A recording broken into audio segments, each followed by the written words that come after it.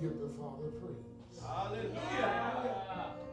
Hallelujah. Because if you think about it, we are the chosen few that have given ourselves to Him. We are no longer in control. So if I preach for 3 hours today,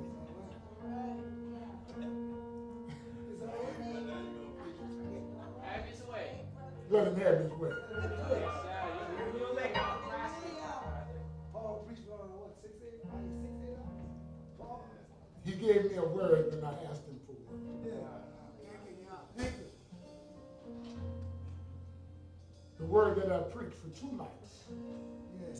Well, two times. One Rev Shabbat night and one ending this morning was part 2.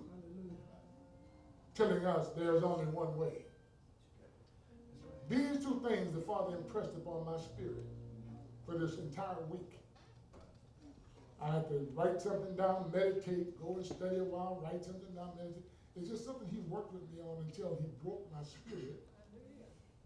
And I began to shed tears because when you think about all of the hundreds and thousands of ways that men has purpose for themselves to get to the kingdom, and He only gave one way.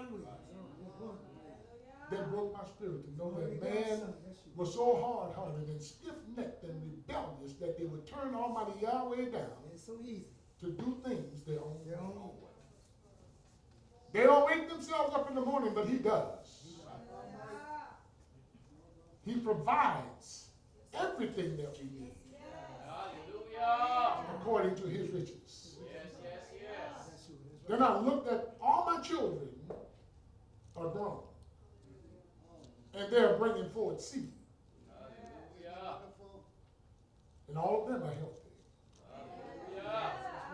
That wasn't because of me. All of them help you. That's right. No. That was because of Him. Yes. Hallelujah. See that the righteous is blessed. But I'm looking at a world today that are guilty. We might as well face up to it. If the shoe fits, you got to wear it. Guilty is charged. I'm going to take y'all to court today. I'm not going to be the judge. You're going to be the jury. All I'm going to be is one of the officers of the court. You might want to call me a lawyer today. Told my wife I'd like to be a lawyer. Juror. And the Father made me a lawyer over this past week. Yeah. And I'm going to arbitrate this case. But what I need is some qualified, bona fide witnesses to bring forth that deposition before we go to court. Hallelujah. Because see, when you go out there to get a deponent, that's a person with a deposition. I learned some legal terms in this process. And we have to qualify you before we put you on the witness stand. So I'm here today to get some depositions. Hallelujah. Because there's no sense putting you on the witness stand and you don't have a good enough testimony to prove one way or the other. Yes, it did. So first let's understand what a deposition is. A deposition is a witness's sworn out-of-court testimony. We're not in court yet. It is used to gather information as part of the discovery process and in limited circumstances may be used at the time of trial. A deposition is the legal term of a formal recorded question and answer session which occurs when the witness is under oath. All of you under here is under oath. For you stand before the tribunal of heaven and of earth. You stand before the Father, who is the ultimate judge. We have an attorney whose name is Yahushua HaMashiach. Hallelujah. And we have a witness there who is the Ruach HaKodesh. Hallelujah. So be careful what you say. Hallelujah. It serves 2 purposes, the deposition does. One is to find out what you know, and number 2, to preserve your testimony for later use, either in motions to be filed with the court or at trial. What I'm doing now is looking for a witness. I'm looking for a witness. Now, some Exodus tells us, and the book of Shemot tells us what a witness must have. Let's go to Exodus 20, verse 16. Let's take the scriptures. From this point on, we're not going to use man-made definitions. We are going into the scriptures, because in the scriptures it's going to tell us what's right and what's wrong. Now, I told y'all 3 hours, but I don't know if it's going to last that long. Don't get scared. It's all right. It don't matter. Brother Stanley's been absent for a while, so I know he wants all he can get. That's right. Yes, praise Almighty God. Look, Exodus 20, verse 16 says, you do not bear false witness against your neighbor. That's the first thing. Whoever is a witness today, you are restricted from bearing witness, false witness, against your neighbor. If you don't know the truth, don't tell a lie. And most of us need to stay out of other folks' business because you don't know enough of it to talk about it. Verse number, going to Exodus 23, going to tell us something else we got, what we shouldn't do, which is going to back up what was said in 2016. We're going to 23:1. It says in there, do not bring a false report, and do not put your hand with the wrong to be a malicious witness. Hallelujah. We cannot settle this on the testimony of one witness because of our instructions. See, the court gives us instructions. Yes. If one man comes to make an accusation against you, you can't take that. Right. It's not worth anything in the tribunal of heaven. So the judge said you got to have more than one witness. Let's verify that. In Deuteronomy chapter 19, verse 15. Deuteronomy 19, verse 15. It says here, one witness does not rise up against a man concerning any evil or any sin he commits. I'm going to say that one more time. One witness does not rise up against a man concerning any crookedness or any sin that he commits. At the mouth of 2 witnesses or at the mouth of 3 witnesses, a matter is established. I heard somebody say in their mind, well, that's good for the Old Testament. Well, let's go to Matthew. Right, huh? Come on. Chapter 18, Matthew 18. verse 16. After you've gone to somebody more than one time. Right. Verse 16 said, but if he does not hear you, take with you 1 or 2 more, that by the mouth of 2 or 3 witnesses, 3 witnesses, there it is. every word might be established. There you go. Now that's a guaranteed fact because it's spoken of in the Old Testament and the New. And if you just want to put some other scriptures on the file to look at later on, I want you to stick this into your coffers. John chapter 8, just write it down, verse number 17. 1 Timothy 5, verse number 19. Hebrew 10, verse 28. And 2 Corinthians 13, verse number 1.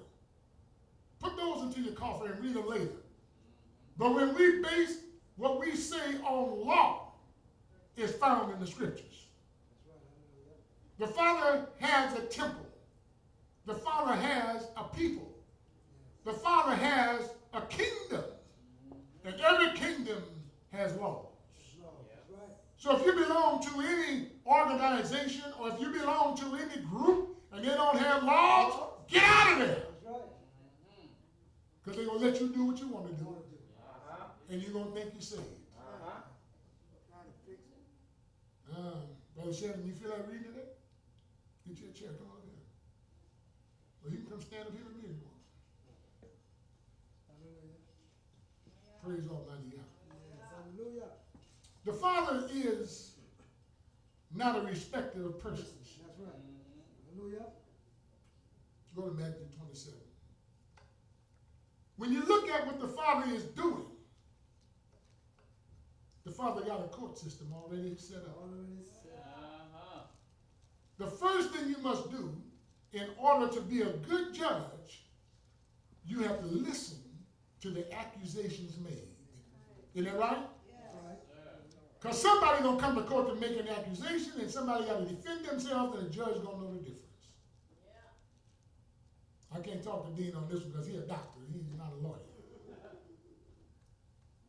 Hallelujah. But if you want to read, Brother Dean, you can come up here too.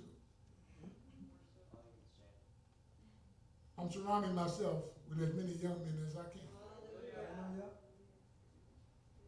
Look at verse 62, my brother, and read what the accusation is.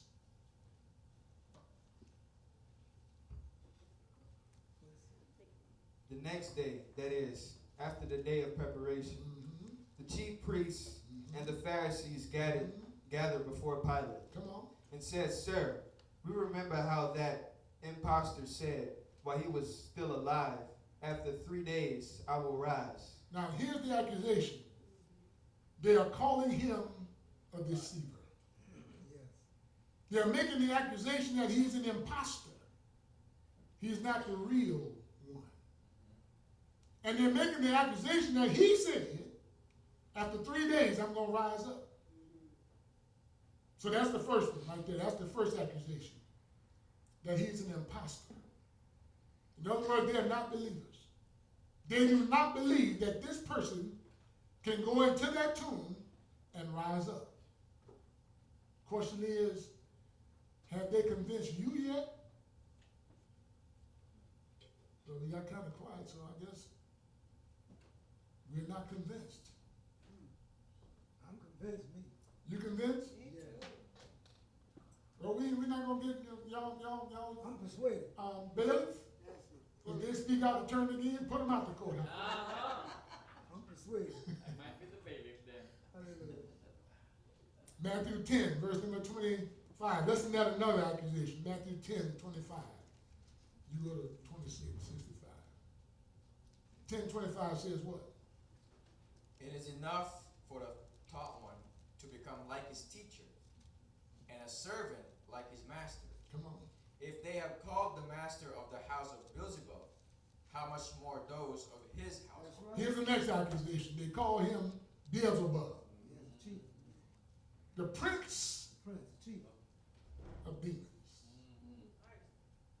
Is that a powerful accusation to call somebody who has told you that they are the son of the living Elohim? And they turn around and say, you're Beelzebub. You're working with Beelzebub. That's a powerful accusation. But I want you all who are witnesses to know that when you go out there into the public sector to be a witness, because they talked about the one who is your master, they're going to qualify you with the same thing, that you're a demon. Prince of Beelzebub. So don't go out there looking for a patch on the back and the accolades of men. They're not going to love you for telling them the truth. They're not going to pat you on the back. They're not going to pay you. They want to pay people to lie to them, but they will not pay you or tell you, give you anything